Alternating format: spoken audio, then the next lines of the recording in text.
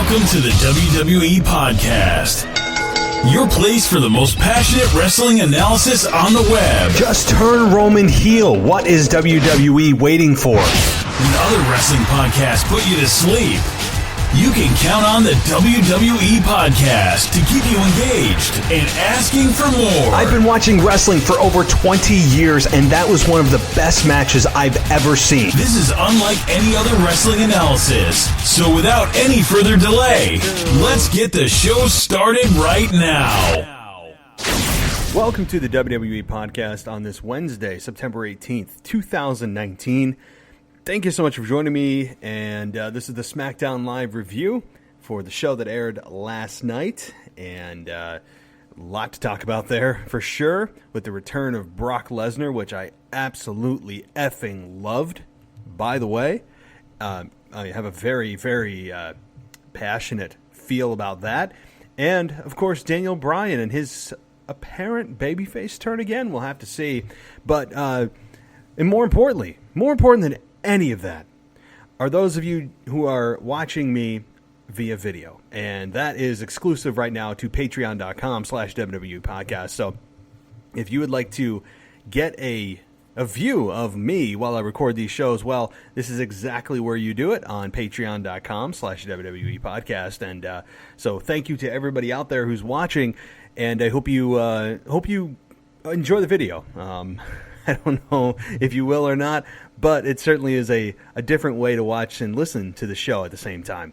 So everybody, thank you again for being a patron. Those of you that have signed up lately, I do see and notice, and thank you. And those of you that have subscribed, I do appreciate you as well. I know that many of you are longtime listeners of the show, and I appreciate that. And, of course, new listeners on board. Whether you love me, hate me, I'm here to stay. And so, anyway, guys, let's jump into SmackDown Live, because I loved it. I loved, not all of it, not certainly all of it, but what I loved was seeing Kofi Kingston get his ass F5'd by Brock Lesnar.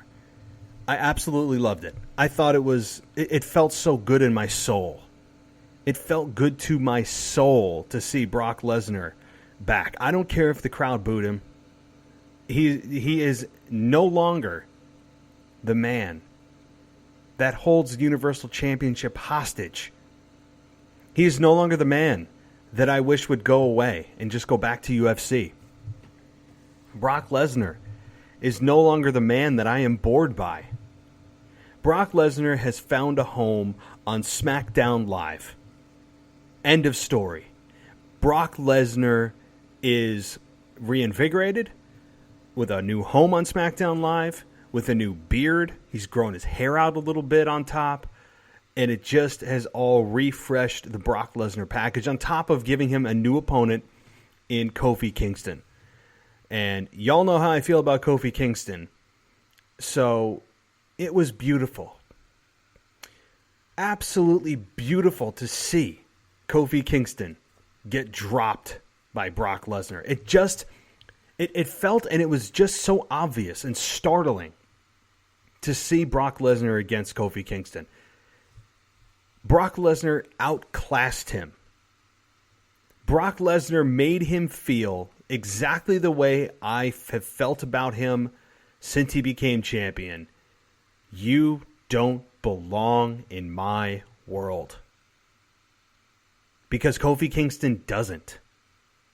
So without going down that road again, I promise I won't. If you want to hear how I truly feel about Kofi Kingston, listen to my last show, or really the show before that. I'm sure that I went off the rails on it before, but as far as Brock Lesnar goes, fresh opponent, fresh look, fresh home.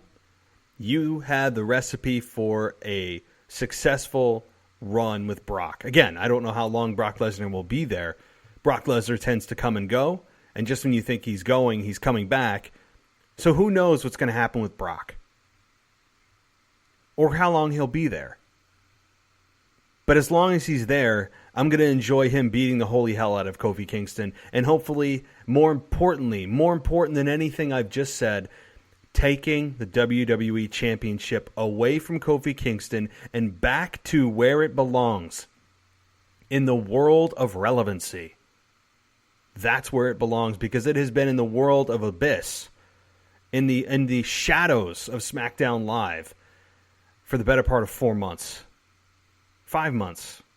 Can I do the math? Almost 6 months. It has been with a substandard, subpar, boring, and just I don't want to say the word undeserving, but he doesn't fit as champion, particularly WWE champion. A belt that is the lineage goes back decades and decades and decades. So it'll be nice if Brock Lesnar does indeed take that belt off of Kofi Kingston. The feel-good story of 2019 that I tried to force myself to love. I tried. I really made an effort. And I was behind Kofi in the chamber. That I will absolutely admit. It gave me the feels.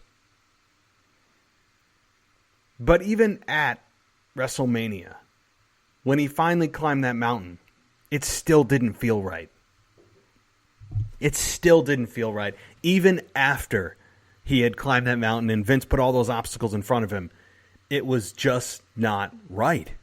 So, look, again, love Kofi, just doesn't belong. Doesn't belong in the WWE Championship picture. That's all there is to it. And the whole deal about him with the pancakes, I need to stop there. I feel myself going down a very dark road right now, and I don't need to feel that. I don't want to. And so anyway, but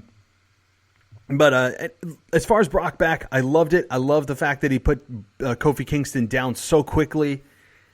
That was beautiful. And of course, Paul Heyman, who is nothing short of brilliant every time he comes out on the mic, more often than not.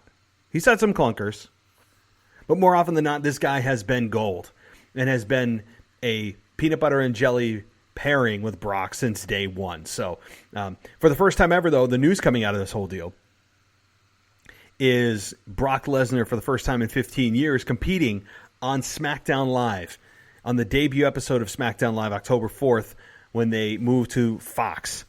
So I had a feeling Brock was going to be his next opponent. I didn't think they'd bring him out this soon, and it would be after Hell in a Cell.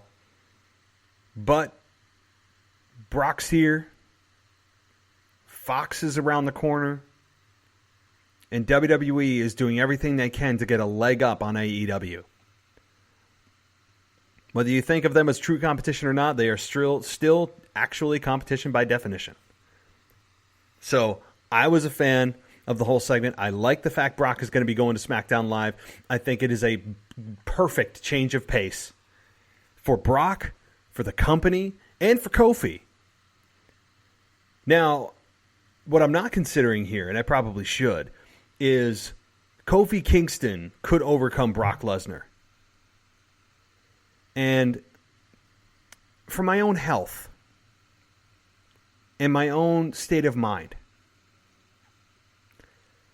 I am saying some small prayers that we don't see what happened to Brock Lesnar, or happened to Randy Orton at Clash of Champions, happened to Brock Lesnar on the first episode of SmackDown Live, debuting on Fox, and have Kofi Kingston just beat Brock Lesnar outright.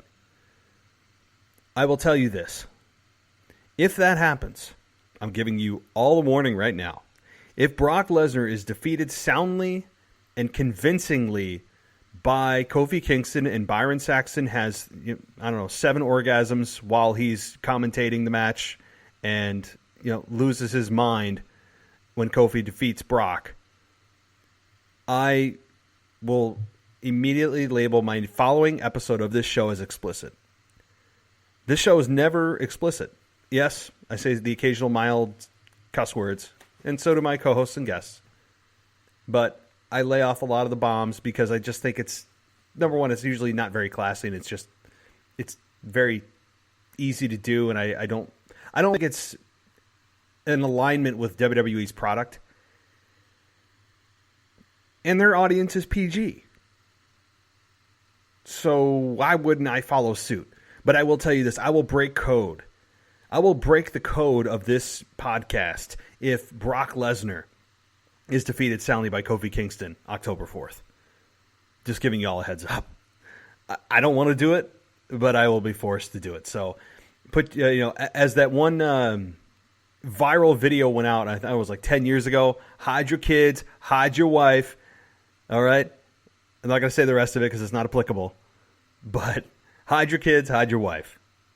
Because it's going to be a brutal show. So, what do? Does Brock become champion? You know my take, what I want.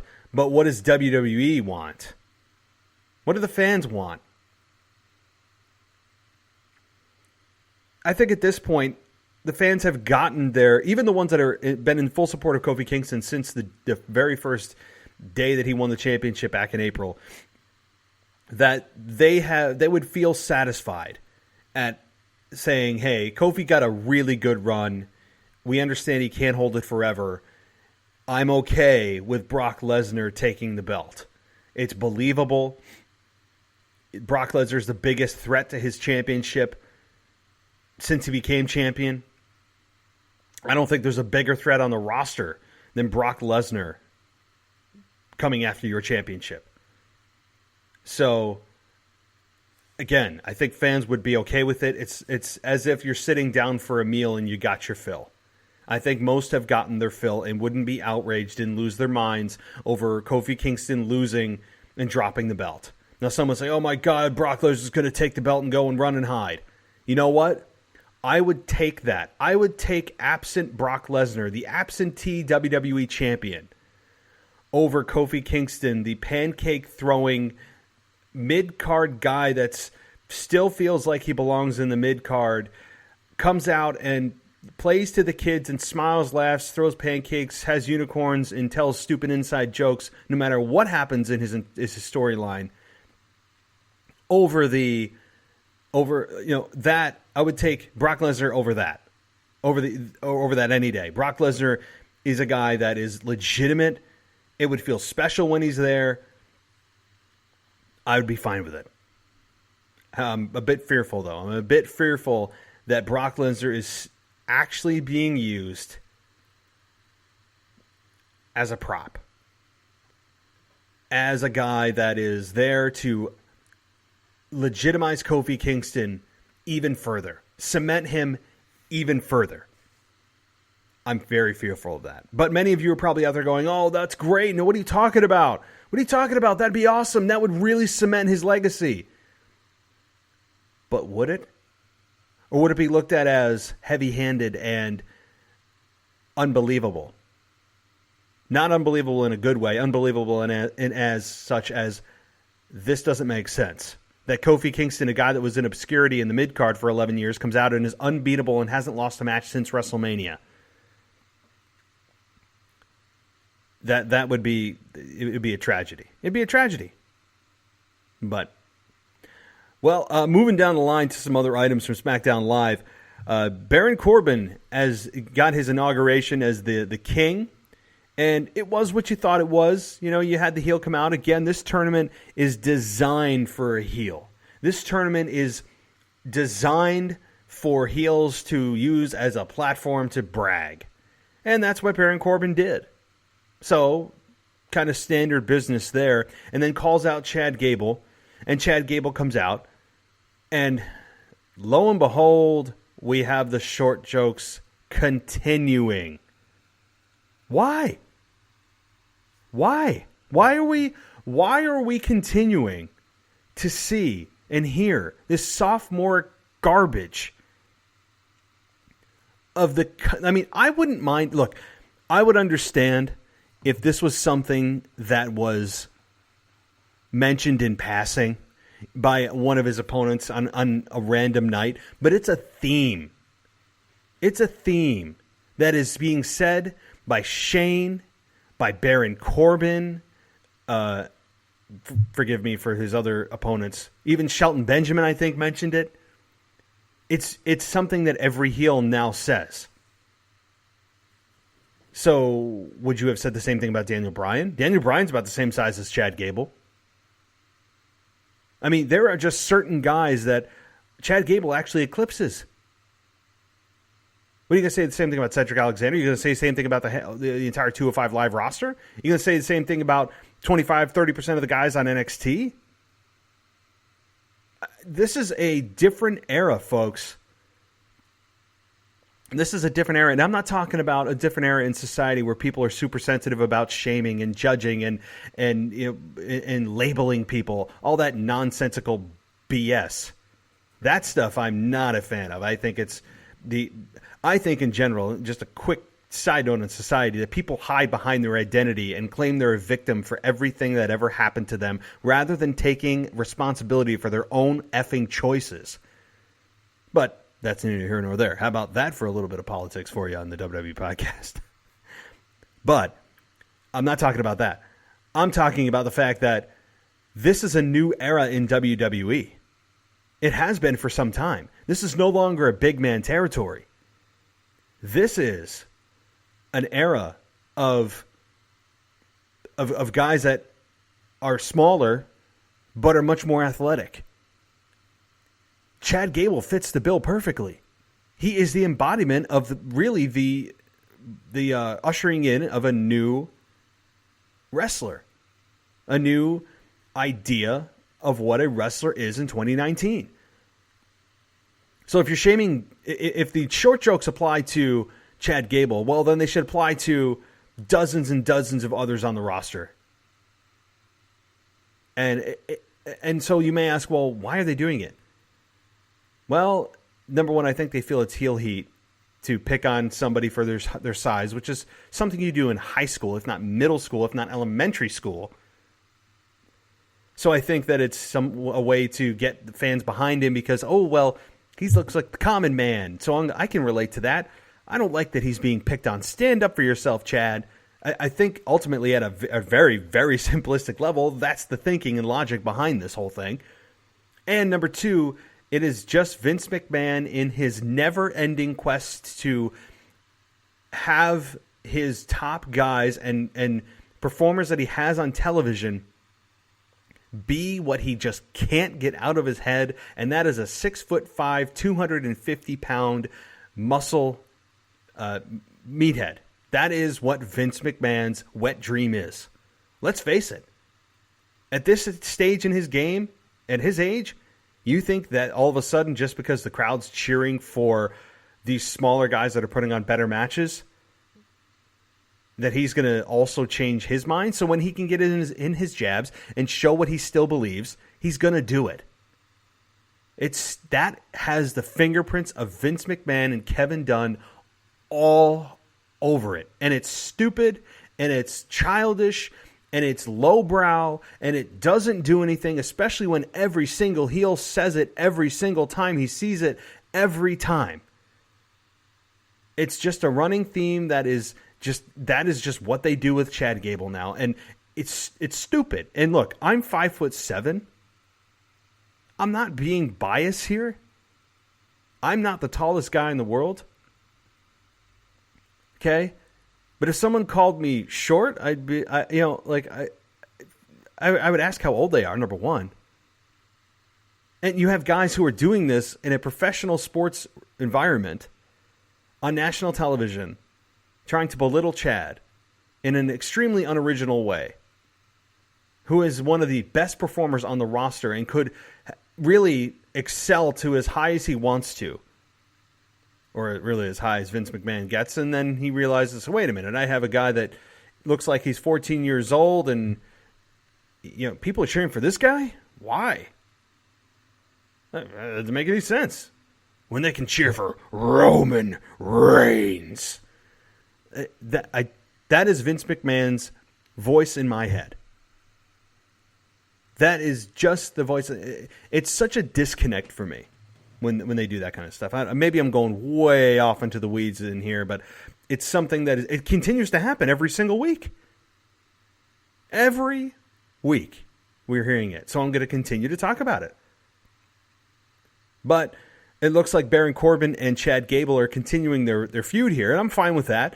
They put on a very, very good finals match. Chad can have a good match with anybody, and Corbin is no slouch himself. Corbin is more talented than I think people give him credit for. I'm totally fine with Corbin winning. He would have been my second choice. I'm totally fine with this program continuing. I don't know where the King of the Ring winner goes here. You know, as I said last night, the King of the Ring winner needs to go somewhere and needs to do something with this because WWE made a big deal out of it. And Chad Gable destroyed all of the props that go with the King of the Ring. And boy, have you ever seen Party Warehouse props like that? I mean, for a company that spends the money they do on championship belts and pyro back in the day and sets and advertising, all of that, they certainly didn't spare any expense, or did spare expense, I guess is the better phrase. They certainly spared expense when it came to the King of the Ring attire and props. They folded like a cheap suit on Baron Corbin, and I understand the visual. It was supposed to be destroyed. So if all of that was legitimate, you would have never been had Chad Gable be able to destroy those things. So I understand the visual, but it just looked cheap. So I'm not going to disparage the segment. I think it was good, and it certainly is a program that I'm fine with. I'm totally fine with Baron Corbin and Chad Gable. Chad Gable, it keeps him more relevant than he normally would have been had he just gone and just hid himself in 205 Live, or occasionally pop up in a tag match, or as a jobber for somebody else that's on the ascent. I'm fine with it. I love it.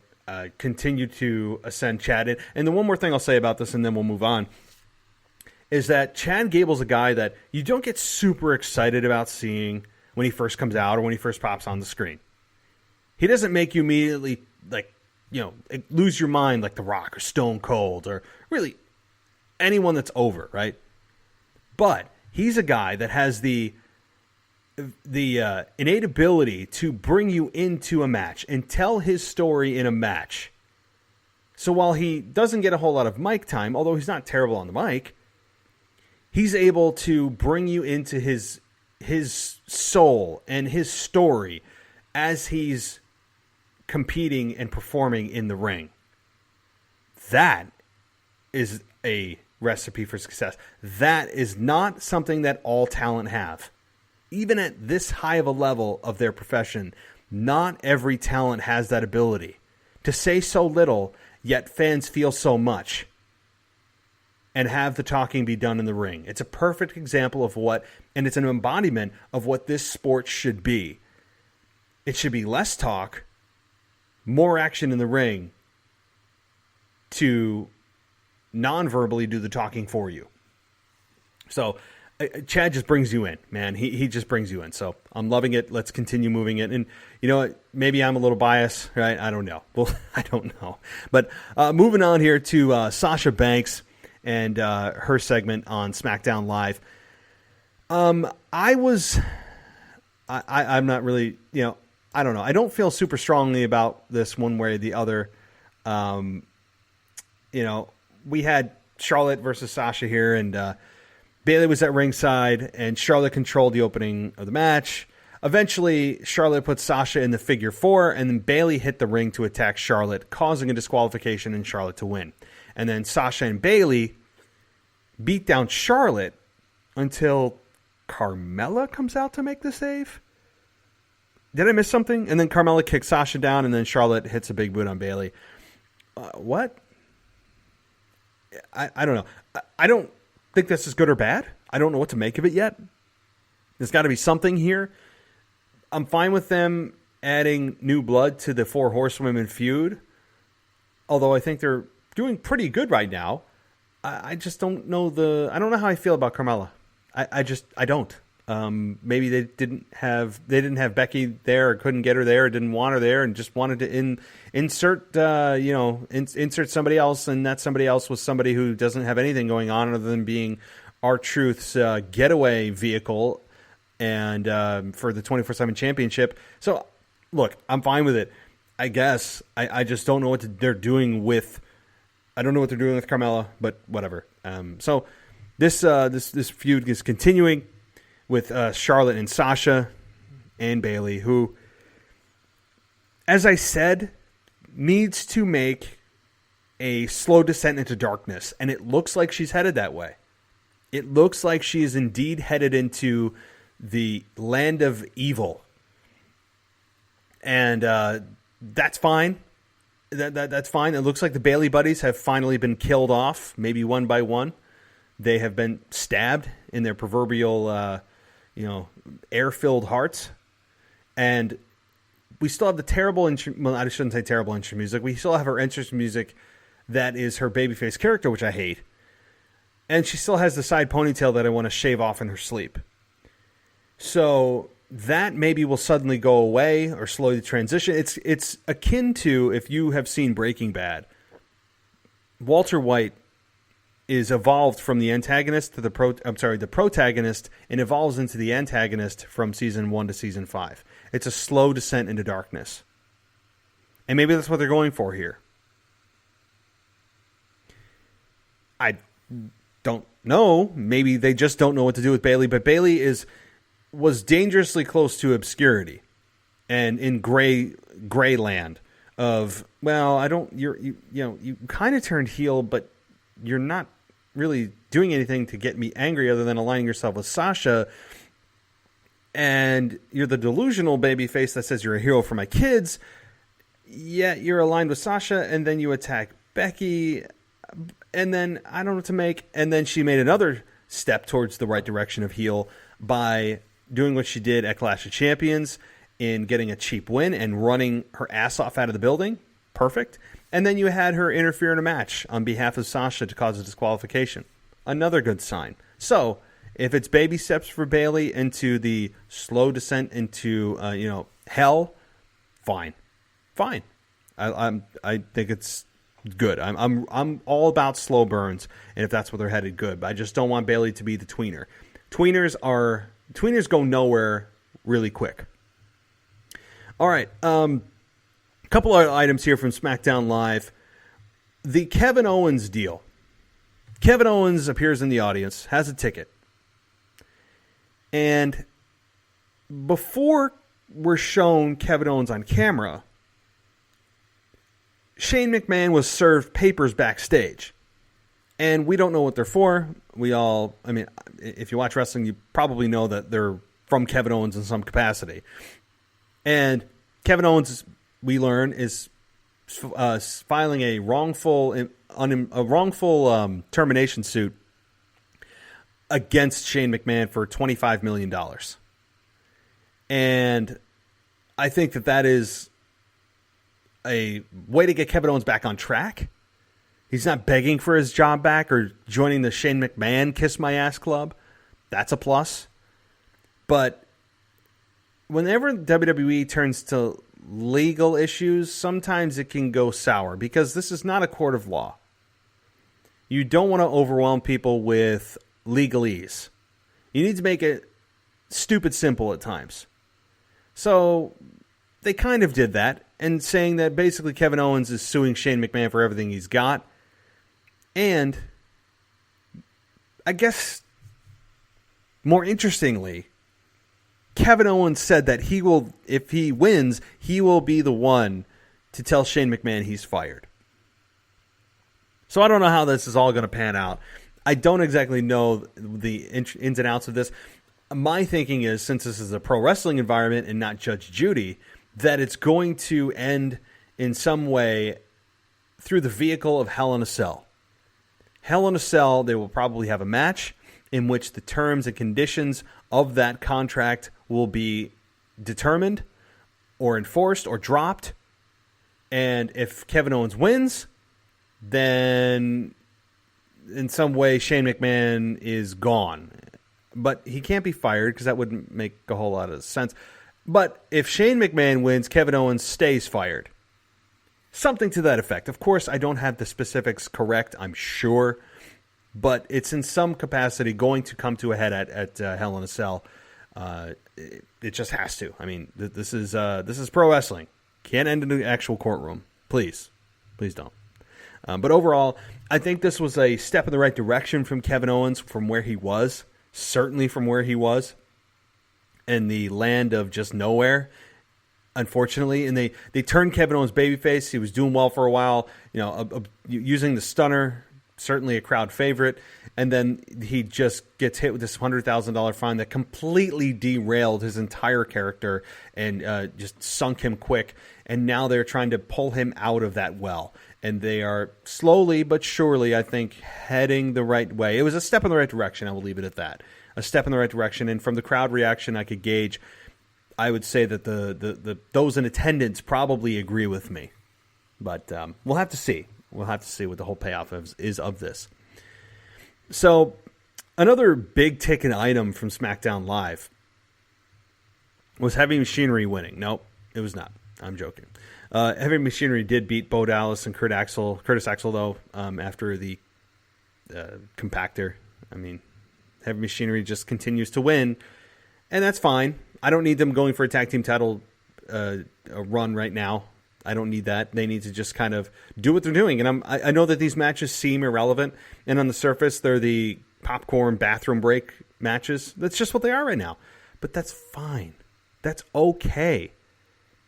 Heavy Machinery is on TV, which means they're in the eyes of fans, which means that they know who they are. They're getting exposure. They're getting, and also Heavy Machinery is getting in-ring experience, and they're realizing how to gauge live audiences, honing their craft. There's nothing like performing in front of a live audience. So I think it's fine. I really, as much as these are bathroom break matches, this is just the evolution of talent. So the other big ticket item was that we were told that Daniel Bryan last night, would be addressing the WWE Universe. So he comes out, and he heard people chanting his name, and I think people are ready to cheer Daniel Bryan again. That's just me. But Daniel Bryan said that those people that are cheering me right now are also the people that were accusing me of attacking Roman Reigns. And by the way, if you're a heel, it's a requirement that you call the audience you people. That's just what you do. And if you're a babyface that loses a match, it's a gutsy performance, according to Michael Cole. And everything that anyone ever does is a statement. So I'd love the over-unders on the word statement, on the word gutsy. I'd love an over-under on those words every single Monday night. I really would. I'm serious. There should be an over-under on it. It's just it's the corporate buzzwords right now. Okay, so we have Daniel Bryan coming out again. He runs down the audience, but not really. He addresses the fact he's being cheered, but tells people that you're also the same ones that told me I was involved in Roman Reigns, and that he never lies. Rowan comes out and takes issue with how Bryan treated him, and he says he never asked what Rowan thought or for Rowan's input. Bryan says if Rowan doesn't like it, why doesn't Rowan do something about it? And then Luke Harper attacks Bryan from behind and beats him down. Roman Reigns came out to a very positive reaction, and eventually Harper and Rowan overpower Reigns, put him down, and also pull up the matting on the floor and throw security guards on the concrete floor, and hit Roman Reigns with a section of a barrier, and then once again put Daniel Bryan through the table, double power slamming him through the announce table. So I think it's a good way to end the show. I'm still torn on whether I'm getting tired of seeing Rowan and Harper together. Right? They were in the Wyatt family. Then they disbanded. Then they got back together. Then they were the Bludgeon Brothers. And then Luke Harper got hurt. And then Eric Rowan kind of went away, and he became tag team champions. I'll get my words right. It's late, guys. I'm very tired. And then we have Bryan and Rowan split because we finally got an explanation, by the way. Rowan said that he just wanted to prove that Roman Reigns is not Not the big dog, essentially, that he's vulnerable. He wanted to expose Roman Reigns. Okay, fine. We got something. I've been bitching for weeks that we have never gotten a motive, which was just stupid. And we got one. It's lame, but it's something, and I will applaud them for that. So I'm done complaining. So then we get, again, Roman and Daniel Bryan split. Rowan attacks Bryan, which makes Bryan the face and sympathetic, especially when he gets double teamed. And Rowan says that no one can control him. He's nobody's puppet anymore. So Rowan and Harper stand tall. I don't know. I really hope they don't go back to Bludgeon Brothers as their names. I just don't want that. Maybe it's just Harper and Rowan. I don't need necessarily a name for these two right now. Harper and Rowan, that just sounds like a name of a team anyway. I'm fine with it. Those names go synonymously together. It'd be nice if we heard from Luke Harper. I would like to hear his motives for why he did what he did. We haven't heard that yet, and it would be nice to hear it. So I'm a big Luke Harper fan. The guy has a really good presence. Obviously, his eyes. We all know about his eyes. I mean, his eyes were in his entrance video at one point. His eyes just have that lights on, nobody home look. Just that psychotic look. It's just great in terms of that, and that's a big deal. I know it's just a small trait, but it's a big deal. And he's good in the ring, and he certainly looks like he's gotten in shape or is in ring shape right now to be on SmackDown Live. And I'm ready for him to get into a program, hopefully by himself, and he doesn't just necessarily become only part of a team. And I'm ready for a Luke Harper's run, but again, I need a motive from Luke Harper, why he did what he did, why he's back, what his goals are. We just need mission statements. That's all. So we'll have to see if we get it. But overall, guys, I enjoyed SmackDown Live. I really did. Nothing more pleasing than seeing Kofi Kingston, again, get put right on his ass. And Charlotte Flair, who continues her program with Sasha Banks. Ali versus Shinsuke Nakamura in a non-title match. Sami Zayn introduced Nakamura and cut a promo before the match. And Sami said he likes Ali and thinks he's super athletic. But one thing he's not and will never be is champion. And so this really wasn't a match, as Sami tackled Ali and then Nakamura knees him in the head and throws Ali in the corner and gives him the Kinshasa. So I'm growing to like Sami Zayn and Shinsuke Nakamura week by week more and more. I just am. I think that these two seem to somehow blend together very well. It's only been a few weeks, I understand, but so far so good. I think that this could be something, and I think they need each other at this point where they've been floating in and out of programs, and Shinsuke has been just bottomed out from where he began in WWE. So, the New Day versus Revival and Randy Orton. The New Day won this after Woods hit a flying elbow drop on Wilder, and Kofi hits the Trouble in Paradise on Dawson for the 3 count. Again, Kofi Kingston is just absolutely impenetrable right now. He is Superman with bullets being fired at him. I mean, that's just who and what he is, and y'all know how I feel about that. But the New Day won the match. The Revival and Randy Orton, I also love that as a team. I think that they go well together. It's a little bit akin to when he was with Ted DiBiase and Cody Rhodes. It feels a little bit like that, and this could be something. And one last little thing I'd like to toss out to you guys as a thought. Do you think that Daniel Bryan is still behind this? Now, you may say I'm crazy. Oh, they've attacked him. Oh, no. But think about Daniel Bryan being the leader of Harper and Rowan. I know that Rowan said he's the leader, but Daniel Bryan is the figurehead, the ringleader, if you will, of that stable. Just think about that. I mean, maybe you could pull that off.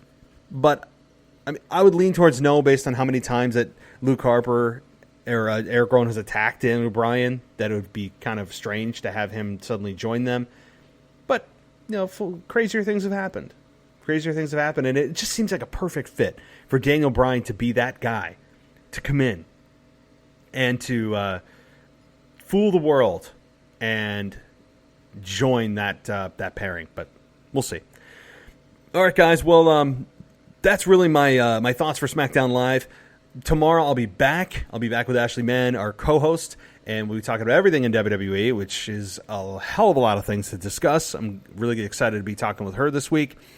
And also, fingers crossed, the NXT podcast returns this week for your listening pleasure. So also, again, this is on video right now. I am recording this show as we speak, so you can head on over to patreon.com/WWE podcast if you'd like a viewing of this show and an audio version of this show. So lots of ways to enjoy this show, and you can check out the website at wwepodcast.com and on Twitter at the WWE Podcast. So tons of ways to get in touch. There's also email, realwwepodcast@gmail.com. So that's still a thing. Email still is around. And for those tech geeks out there, iPhone 11 release day, iPhone 11 Pro release day is Friday. iOS 13 is tomorrow. Yeah, I know. Some of you are like, huh? F Apple, I'm a Google dude. Okay, well, fine. But, Apple's still got some fans out there, that's for sure, making billions of dollars. So I'm one of those idiots that refreshes their phone every single year and overpays for it, and knows I overpay for it, and I don't give a damn. How about that? I mean, I am a self-aware fool for Apple, and I don't give a damn. Okay. All right. Well, guys, thanks so much for listening. I'll be back tomorrow. As always, I'll talk to you next time.